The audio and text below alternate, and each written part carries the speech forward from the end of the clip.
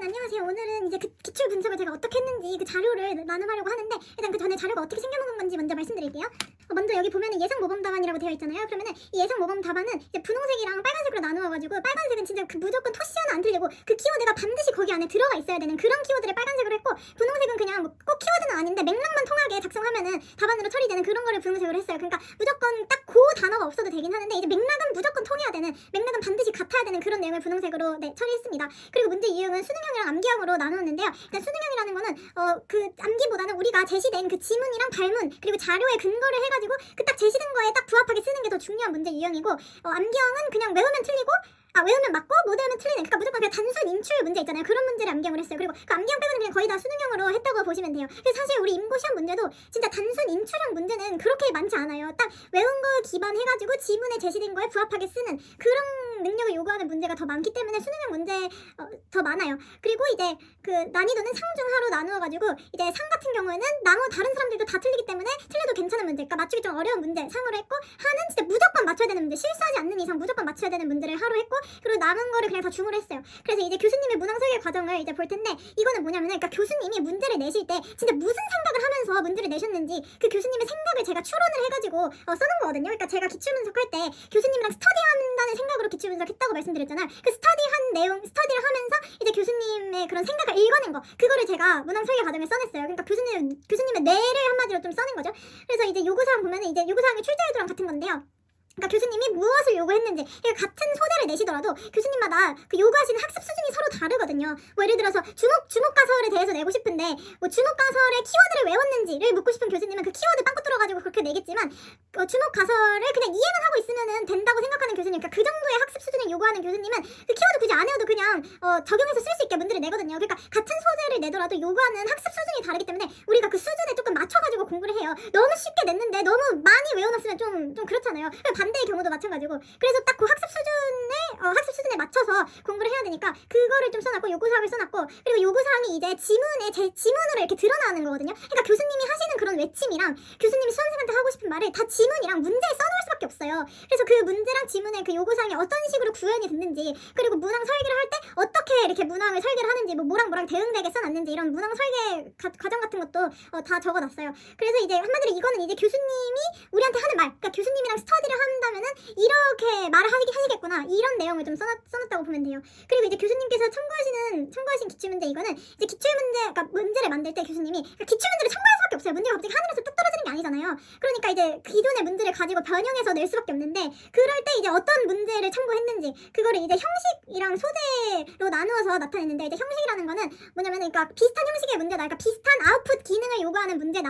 그거를 이제 같은 형식을 참고했다고 분류했고 소재는 이제 그냥 그 관련 소재가 확장돼서 나왔다. 그러니까 비슷한 항목끼리 묶여있는 소재들이 있거든요. 그러니까 그 소재를 넣었어요. 그러니까 이 소재에서 이렇게 확장돼서 문제가 나왔구나. 그거를 조금 알 수 있게 했습니다. 그리고 기출 연계 요소 같은 경우에는 이제 뭐 어떤 아웃풋 기능을 요구하는지, 어떤 능력을 요구하는지, 어떤 태도를 요구하는지 그런 거나 아니면 이런 소재가 확장돼서 출제됐다. 뭐 이런 거를 넣었어요. 그러니까 공통점을 낸 거예요. 한마디로 그 교수님이 참고한 기출 문제랑 새롭게 나온 이 문제 사이의 공통점. 그럼 이제 그 공통점에 기반을 해가지고 우리가 앞으로 어떻게 공부해야겠다. 이것도 알 수 있겠죠?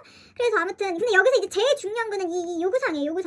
이 요구사항이 제일 중요해요. 그러니까 이 요구사항에 맞춰서 공부를 해야지 이제 실전 시험에서도 높은 점수를 얻을 수 있어요. 그러니까 뭐든지 그렇잖아요. 상대가 요구하는 거를 해야지 나한테 도움이 되잖아요. 그러니까 상대가 요구하는 거에 맞춰서 공부를 해야 돼요. 이 시험의 상대는 교수님인 거죠.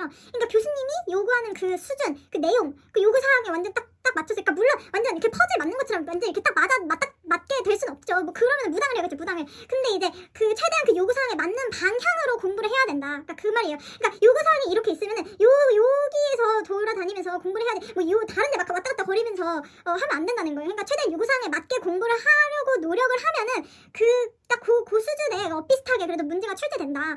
그거를 하고 싶어요. 그러니까 중요한 거는 요구사항에서 벗어나지 않게 공부를 하는 거예요. 그러니까 요구사항에 완전 이렇게 정교하게 이렇게 맞출 수가 없어요. 우리가 예언가가 아니기 때문에 어떤 문제가 나오고 어떤 기능을 요구하게 될지 쉬운 문제를 알 수가 없죠. 그리고 적중을 한다는 거는 여러분 진짜 운이에요. 그러니까 적중은 솔직히 말이 안 되잖아요. 그 넓은 데서 어떻게 딱 이게 나올 거다 이렇게 그러니까 적중을 하는 건 운인데 그 범위를 어느 정도는 설정을 할 수 있다는 거죠. 근데 이제 그 안에서 딱 이게 나올 것 같다. 이게 맞출 수도 있어요. 물론 저도 이거 시험 보면서 몇 개 맞췄고 맞출 수도 있는데 저는 맞출 생각으로 공부를 한 게 아니에요. 왜냐면 맞춘다는 거는 너무 힘들기도 하고 그리고 이거를 이제 뭐 운 좋아서 그냥 올해만 맞춘 걸 수도 있잖아요. 아무튼 그래가지고 이제 요구사항에 맞게 공부를 해야 된다. 그거를 말씀드리고 싶고, 그리고 기출 연계 요소 이것도 중요해요. 기출 연계 요소도.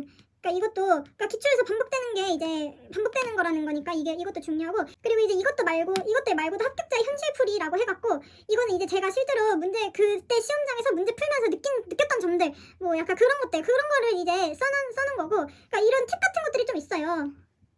이거 말고도 뭐 합격자의 마인드라고 해갖고 제가 어떤 마인드로 공부를 했는지, 그러니까 어떤 생각을 가졌는지 이런 것도 있고, 아무튼 이런 팁 같은 것들도 있거든요. 그래서 이거 기출분석 자료를 꼭 받아가셨으면 좋겠어요. 왜냐면 이게 많은 분들이 좀 기출분석을 어려워하시는데, 그러니까 이렇게 하면 된다, 좀 방향을 제시하는 그런 자료거든요. 그러니까 그리고 참고로 이 자료는 그 올해 영어 문제 있잖아요. 올해 영어 문제에 대해서만 제가 기출분석을 한 거예요. 근데 저 이거 만드는데도 진짜 오래 걸렸어요. 그러니까 기출분석이 그렇게 쉽지가 않거든요. 그러니까 되게 오래 걸려요. 그렇잖아요. 어떻게 그 교수님의 생각을 읽는다는 게 쉽지는 않잖아요. 그러니까 되게 오래 걸리는데, 근데 1년 동안 하면 되니까 여러분. 아무튼 이런 식으로 하면 돼요. 사실 이거 다 하는데 1년도 안 걸려요.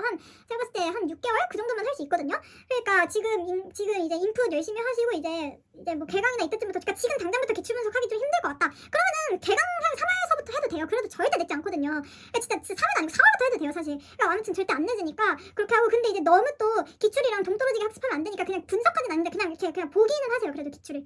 아무튼 간에 그래서 이제 제일 중요한 게 이 요구사항, 교수님이 요구하시는 학습 수준이랑 학습 내용에 딱 맞춰서 공부를 해야 된다. 그거가 이제 제일 중요하고, 그리고 그 요구사항이 이제 지문이랑 발문이랑 자료에 어떻게 드러나는지까지 그것까지 공부를 해야 된다. 왜냐면은 실제 시험장에서 그 지문이랑 발문밖에 못 보잖아요, 우리는. 그러니까 그거를 통해서 이제 요구사항을 해야 된다. 근데 여러분 실제 시험장에서는요, 사실 이 요구사항 있다고 생각 한 개도 안 나요. 그냥 문제 겁나 빨리 풀기에 바쁘거든요. 그러니까 우리가 이런 분석을 해가면서, 그러니까 이거는 그러니까 내가 시험장에서 점수를 직접적으로 올려주진 않는데, 그러니까 공부 방향을 정해주는 거예요. 이런 거를 공부해야 되겠구나. 그 공부 방향에 따라서 공부를 한 다음에 이제 아웃풋 훈련이라는 게 있는데, 그 아웃풋 훈련을 해야지 직접적으로 이제 점수가 오르거든요. 그래서 그러니까 아무튼 그것도 영상 나중에 만들어드릴게요. 근데 아웃풋 훈련은 그러니까 2월에는 조금 이르고 뭐 5월, 6월 이때쯤부터 해도 진짜 절대 늦지 않아요. 저는 5월, 5월보다 더 늦게 했어요, 심지어. 그러니까 그게 막 그렇게 중요한지를 그때까지는 잘 몰랐거든요. 저도 그냥 공부하면서 느낀 거라서. 아무튼 지금은 그냥 인풋 열심히 하시면 돼요. 절대 조급해 하실 필요 없고. 아무튼 그래서 요구사항에 맞춰서 공부를 해야 된다. 그리고 이제 그 요구사항이 지문이랑 발문에 어떻게 드러나는지 그거를 잘 파악을 해야 된다. 그렇게 생각하시면 될 것 같아요. 그러면 이제 자료 나눈 방법에 대해서 안내드릴게요. 자료 나눈 첫 번째 방법은 일단 임고트 유튜브 채널 구독이랑 좋아요 누르는 거예요. 좋아요는 이 영상 누르면 돼요. 그리고 두 번째로 제 인스타 계정 팔로우하고 이 게시물을 제가 인스타에 올려놓을 거거든요. 그러면은 그 게시물을 개인 계정으로 공유하는 거예요. 최대한 많은 분들이 이 기출분석 자료를 얻어가지고 올바른 방향으로 공부하셨으면 좋겠기 때문에 널리 퍼질 수 있게 개인 계정으로 공유해주세요. 그리고 제 유튜브 채널 구독 누른 거랑 좋아요 누른 거랑 스토리 공유한 거를 모두 캡처해서 DM으로 보내주시면은 제가 DM을 확인하고 기출분석 자료가 담긴 링크를 보내드릴게요.